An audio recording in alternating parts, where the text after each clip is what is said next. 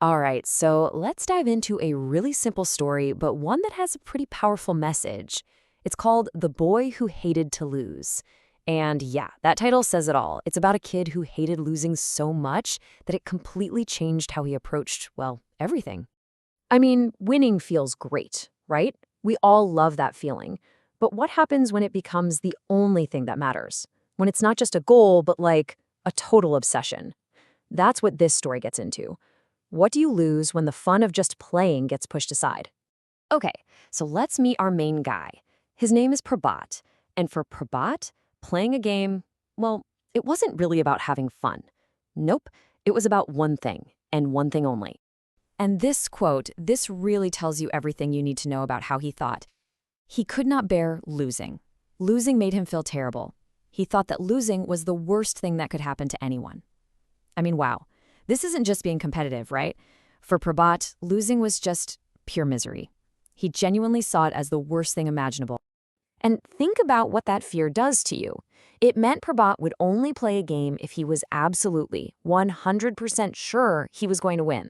If there was even a tiny chance he might lose, he just wouldn't play. That's how much power this fear had over him. It literally controlled everything he did. But then, of course, something's gotta shake things up, right? And that's where Surya comes in. He's a new student, and he's about to turn Prabhat's entire world and everything he believes about winning and losing completely upside down. And you can see right away how different these two are. On one side, you've got Prabhat, who prepared with great seriousness, totally focused on the win. And on the other side, you've got Surya. He's relaxed, smiling, cracking jokes, just focused on having fun. I mean, they're like night and day, two players living in completely different worlds. So the big day arrives. They're facing off on the badminton court. And get this, Surya is an amazing player, a real phenomenon, as the story puts it. But here's the crazy part.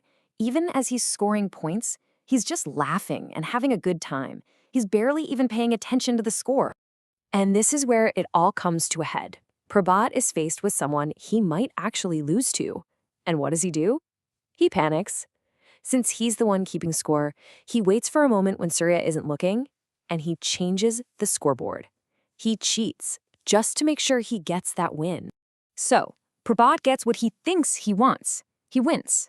But this victory, it's not going to feel the way he expected. Not at all. So after the match, Surya, the guy who supposedly lost, just comes up smiling and says, "It's been fun. We should play again some other time." He's not upset at all. He's totally unfazed. For him, it was just a good time, and that's it. And you can just imagine Prabhat. He is completely and utterly baffled by this. And here's the fallout from that. Prabhat had won the game, but he didn't feel happy like he normally did. That win felt totally hollow. There was no joy, no rush of victory. Instead, he just feels this unease, this guilt. It's so bad he can't even sleep that night. He got the W, but the feeling was all wrong. So that empty feeling, that hollow victory, it actually becomes the turning point. It gets Prabhat thinking. He starts watching Surya, trying to figure this kid out, and it leads to a massive aha moment. So check this out. The next day, Prabhat sees Surya playing basketball. And the thing is, Surya is terrible at it. The story literally says he was hopeless. But even though he's failing, missing shots, whatever, his happy smile never leaves his face. He's just having a blast. And for Prabhat, seeing someone enjoy failing, that's the moment the light bulb goes on. And from watching Surya, it all starts to click for Prabhat. He has this big realization. It's like, wait a minute, you don't actually need a scoreboard all the time. You don't have to be constantly worried about winning or losing. Maybe you should just enjoy the game for what it is. What really matters is that you're trying your best. The real fun is in every single moment of playing, not just the final result. So, with this whole new way of thinking, Prabhat starts to change. And it doesn't take long. The transformation is almost immediate.